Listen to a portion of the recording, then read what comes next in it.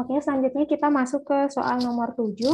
Di sini lumayan panjang ya, jadi ada neracanya, terus ada transaksinya, terus oke itu aja. Terus kita yang pertama tuh diminta bikin ayat jurnal untuk poin nomor 1 sampai nomor 10.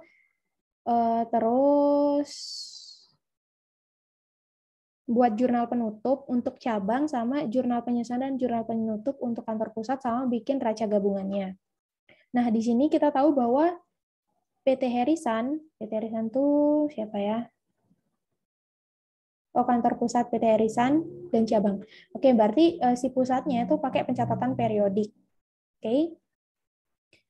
Ini apa namanya? Ini kita pakai nanti untuk soal nomor 3. Kita langsung aja dulu ke yang ini, pencatatan transaksinya. Nah, di sini dikasih tahu kegiatan operasi kantor pusat dan cabang selama 2020 adalah sebagai berikut.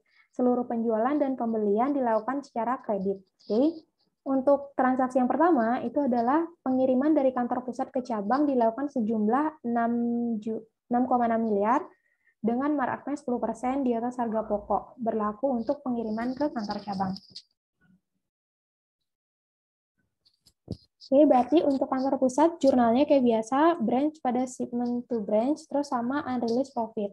Nah, kan tadi dibilang bahwa pengirimannya tuh sejumlah 6 juta, ini aku buatnya dalam ribuan ya, dia tuh pengiriman itu sejumlah 6.600, berarti di luar marketnya itu berapa? Berarti kan tinggal dibagi sama 110%, dapatlah ternyata inventor yang dikeluarin itu adalah senilai 6 juta, 6 miliar gitu.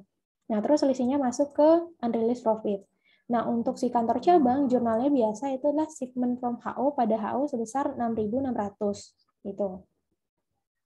Nah, terus transaksi yang kedua, penjualan cabang ke pelanggan sebesar 11.800. Oke, berarti kita catat si cabang nyatetnya tinggal AR pada sel sebesar 11.800. Sedangkan untuk kantor pusat dia menjual ke pelanggan sebesar 14.500. Berarti tinggal AR pada net AR net pada sel sebesar 14.500. Terus yang ketiga, pembelian dari supplier untuk cabang itu adalah 1.152.000. Berarti jurnalnya karena dia pakai dia pakai periodik, makanya dia pakai akunnya purchase gitu. Karena dia penjualannya kredit, maka pakai AP. Purchase pada AP sebesar 1152. Nah, terus untuk si kantor pusat jurnalnya juga sama karena dia nyatetnya sendiri-sendiri nih. Jadi purchase pada AP juga sebesar kalau si pusat itu sebesar 12.350 gitu. Nah, terus penagihan dari penjualan ke pelanggan untuk cabang itu dia berhasil nagih nih. Berarti jurnalnya tinggal cash pada AR sebesar 12.185, sedangkan untuk kantor pusat adalah 14.105. Jadi jurnalnya sama cash pada AR gitu. Terus untuk transaksi nomor 5, cabang mengirimkan kas ke kantor pusat sebesar 4 miliar ya. Jadi jurnalnya untuk kantor pusat dia kan karena nerima cash, berarti cashnya di debit, terus poin nomor 5 ya. Dia nerima cash sebesar 4 juta, terus kreditnya adalah branch gitu karena dia nerima uangnya dari branch si cabang. Sedangkan untuk cabang dia ngeluarin cash dan mendebit si HO atau akun ekuitasnya gitu. Kan dia selayaknya ekuitas gitu. HO pada cash sebesar 4 juta. Terus untuk nomor 6 dia membayar hutang. Cabang itu bayar hutang sebesar 980.000. Berarti jurnalnya tinggal AP pada cash 980.000. Jurnal yang sama juga untuk cabang namun dengan nominal yang berbeda, yaitu adalah 12.400 gitu. Terus untuk transaksi nomor 7, dia dibilang membayar biaya operasi untuk cabang adalah 945 dan kantor pusat 4.015 juta. Nah, berarti untuk poin nomor 7, transaksi nomor 7, si cabang nyatetnya kan karena biaya operasi terus bayar sendiri gitu kan. Makanya di jurnalnya OPEX pada cash sebesar 945.000.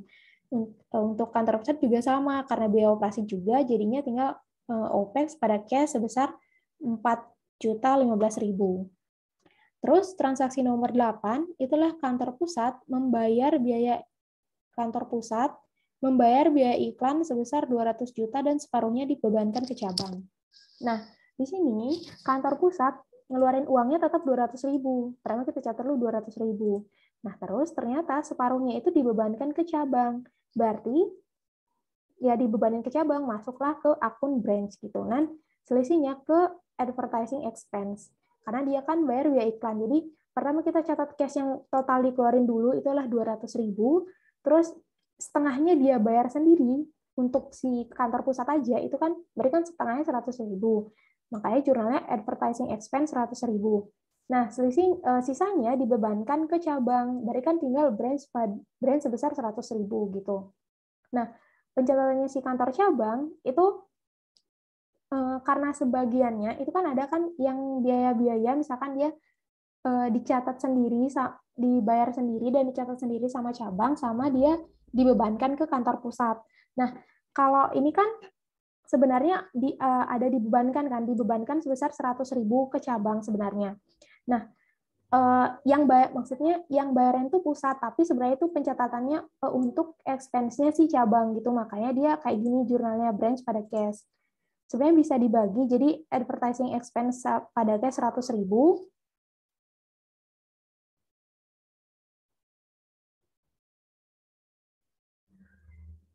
terus branch pada cash juga 100.000 kayak gitu. Nah, terus untuk kantor cabang itu jurnalnya tinggal dia mengakui expense-nya, tapi dia nggak ngeluarin uang gitu, karena yang bayarin kan kantor pusat, dia cuma dibebankan aja, jadi dia yang mencatat gitu expense-nya. Kayak jurnalnya itu adalah advertising expense pada HO. Tapi jangan sampai keliru, 100.000-nya itu bukan atas yang ini, tapi atas branch-nya ini gitu. Kalau mau dipisah juga bisa sebenarnya, ini tinggal apa namanya, nggak ada, gitu aja dulu, gitu aja. Itu untuk soal nomor 8. Nah, terus untuk poin transaksi nomor 9 itu adalah penyusutan aset tetap. Kantor pusat itu sebesar 78.000 dan cabang itu 38.000. Aset tetap cabang dikelola oleh cabang sendiri. Nah, berarti jurnalnya tinggal langsung depreciation expense pada biasanya kan accumulated depreciation. Nah, tapi karena di sini nggak ada akun accumulated depreciation, tapi dia pakai akun fixed asset yang dinetkan, makanya di sini pakai fixed asset yang net gitu. Jadi depreciation expense pada fixed asset sebesar kalau pusat itu 78.000, kalau cabang 38.000.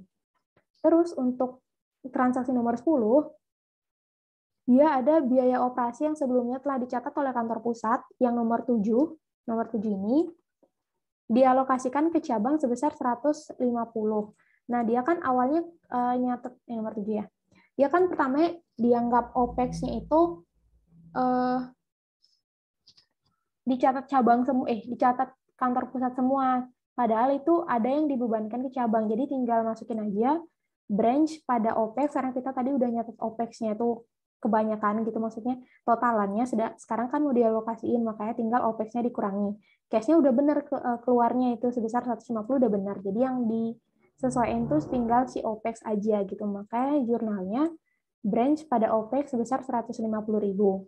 Nah, sedangkan untuk si cabang, dia kan tadi kan nggak nyatet kan OPEX yang sebesar 150.000 ini, dia kan ini kan nyatet yang berbeda gitu, 945 itu adalah pengeluaran yang berbeda, bukan atas yang udah dibayarin sama kantor pusat ini.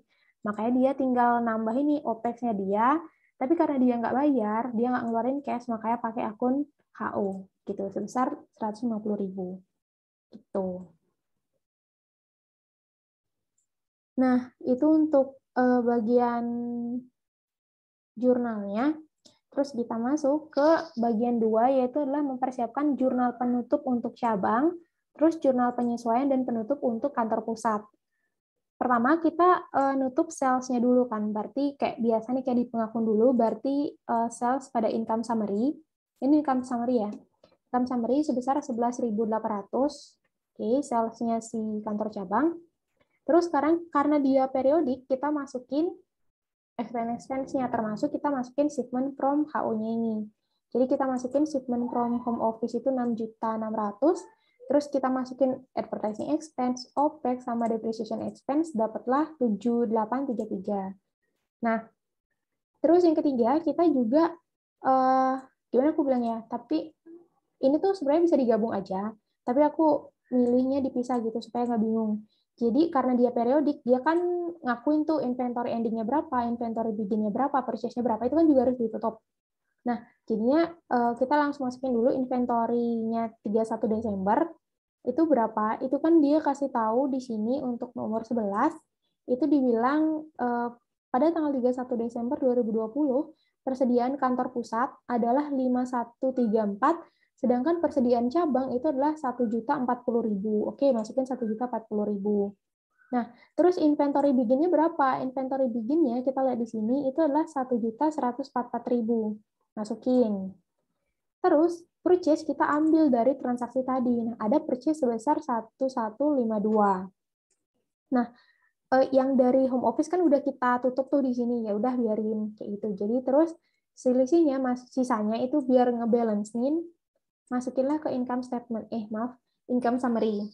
Oke, masuk ke income summary. Nah, udah terus dicari, ternyata income summary di kredit itu 11.800, sedangkan di sisi debit itu adalah 9 juta. Berarti kan income summary banyak kan di kredit, jadi ditutupnya ke debit gitu. Jadi income summary pada home office sebesar selisihnya. Selisih dari ini tiga ini gitu. Dapatlah 2.711.000. Nah, udah ditutup nih di cabang. Nah, sekarang income-nya itu diakui sama kantor pusat. Jadi kan tinggal bikin jurnal branch pada branch income sebesar 2711 gitu. Nah, terus jangan lupa kita kan karena ini juga jurnal penyesuaian ya, bukan cuma jurnal penutup.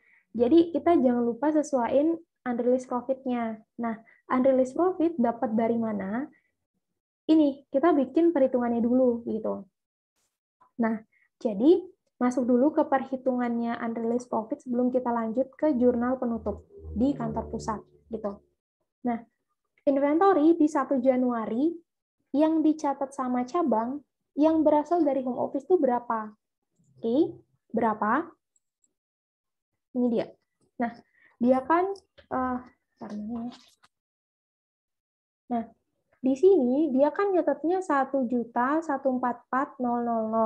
ya kan? 1.144.000. Cuman kita kan nggak tahu sebenarnya kan itu tuh beneran semuanya dari home office aja, apa mungkin tahun lalu tuh sebenarnya ada beli dari luar, tapi masih sisa kan nggak tahu. Sedangkan ini kan sebenarnya inventory di 31 Desember 2019 gitu kan kita nggak tahu, makanya ya nggak bisa gitu sebenarnya kita langsung pakai. Nah, terus di sini kita dikasih tahu data terkait unrealized profit 104 juta. Oke, kita bikin rumusnya satu-satu dulu. Sebenarnya kan kita kalau mau tahu inventory cabang, inventory dari home office aja per 1 Januari itu berapa? Jadi kan rumusnya itu kan inventory cabang itu kan sama dengan inventory-nya HO, inventory yang diakui HO, ditambah sama unrealized profit yang ditetapkan sama home office, ya kan? Totalannya itu dapatlah inventory cabang. Nah, terus inventory cabang sama dengan inventory HO ditambah sama unreleased-nya adalah 10% dari inventory HO. Oke. Jadinya inventory cabang sama dengan 110% dari inventory HO. Oke, masuk sampai sini? Oke, udah sampai situ. Stop dulu. Nah, terus kita masuk nih. Kita udah dapat, kan sekarang kan posisinya kita ada dua variabel yang nggak kita ketahui kan, inventory HO sama inventory cabang. Nah,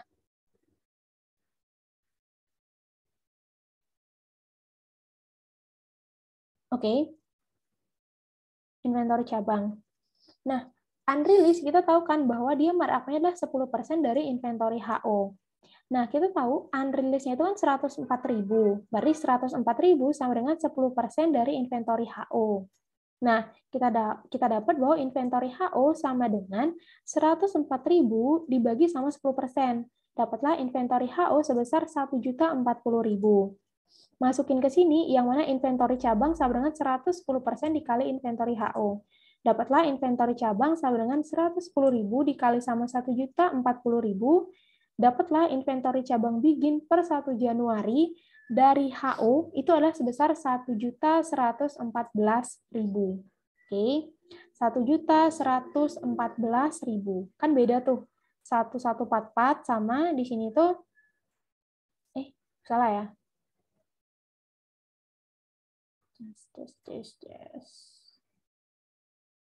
Oh iya, sorry. Jadinya 1 juta berapa sih tadi? 1.144 ya, 1.144.000. Oke, mana? Nah, itu kan dapat inventory di 1 Januarinya. Terus kita masuk ini shipment from HO. Itu kan tadi 6.600.000. Sini di jurnalnya, jurnal di sini 6.600.000 gila. Nah, 6.600.000. Jadinya dapatlah cogasnya sebesar 7.744.000. Terus kita masuk ini inventory endingnya yang dari HO aja. Yang dari HO aja berapa? Nah, kan dia inventory endingnya itu 1.040.000. Tapi ada 182.000-nya itu adalah dari pemasok luar. Berarti yang dari HO kan selisihnya tuh. Dapatlah 858.000. Nah, cogas dikurangi inventory ending dapatlah COGS from HO versi cabang. Oke, versi cabang yang masih include 10% dari kantor pusat. Oke, yang masih include markup 10%. Nah, jadi ini COGS versi cabang. Sedangkan COGS versi HO berapa? Dia kan tadi netapin, gimana keterangan dia netapin persentase markup. Ini itulah. Nah, ini kan versi cabang, sedangkan versi HO, dia kenapa dibagi 110.000? Karena COGS cabang sama dengan COGS KP ditambah sama 10% COGS KP. Oke? Jadinya COGS cabang sama dengan 110% COGS KP. Berarti kalau kita mau cari COGS KP, ya tinggal COGS cabang dibagi sama 110%. Nah, dapatlah 6.260.000. Nah, karena ini perbedaan COGS, jadi kan udah kejual nih sebenarnya. Jadi yang awalnya unreleased berubahlah jadi rilis. Sebesar berapa? Sebesar 626.000 gitu. Makanya di sini di jurnal lah unreleased yang terrealisasi, jadi jurnalnya unreleased profit pada income from branch sebesar 626.000 gitu. Oke.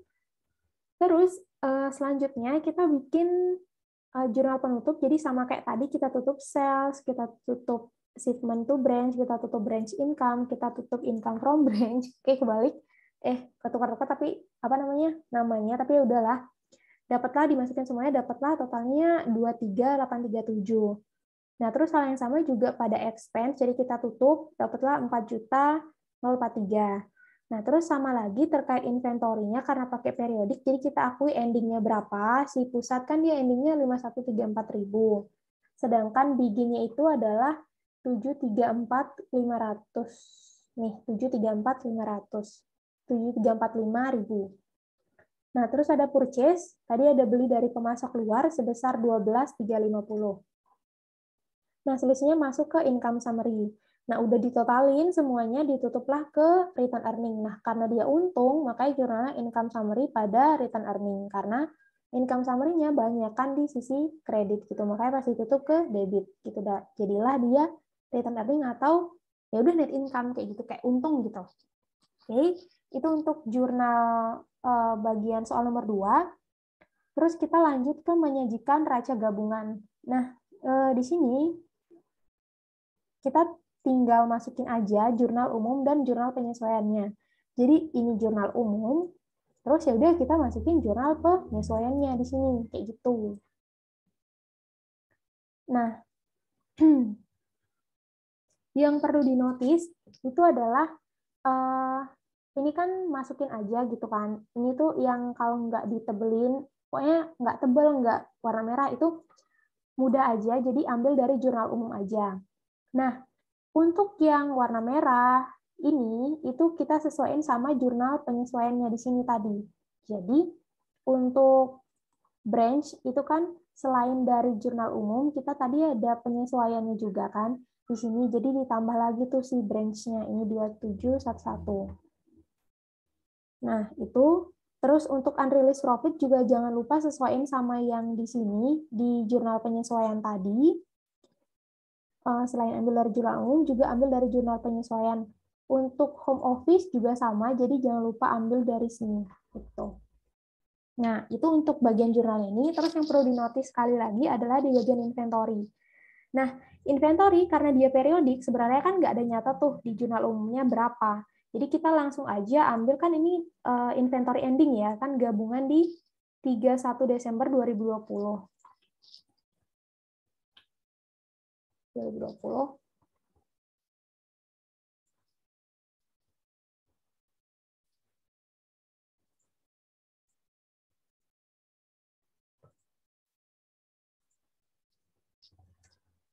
Ya.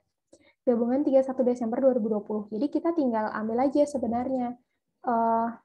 Kan dia si pusat sisa 5134, sedangkan si cabang kan sisa 1040 gitu. Ya udah tinggal masukin aja gitu. Makanya di sini masukkan 6174 kayak gitu. Oke. Nah, kalau misalkan dicoba-coba di sini mungkin sama ya, cuma nggak nyoba gitu, langsung aja ngambil dari sini gitu. Oke. Nah, itu mungkin itu penjelasan dari video soal bahas pekan pertama pasca UTS. Semoga apa yang kita pelajari bisa bermanfaat dan bisa kita pahami bersama. Semoga bisa membantu di ujiannya nanti. Jangan lupa latihan lagi, teman-teman. Udah gitu, makasih atas perhatiannya. Dadah.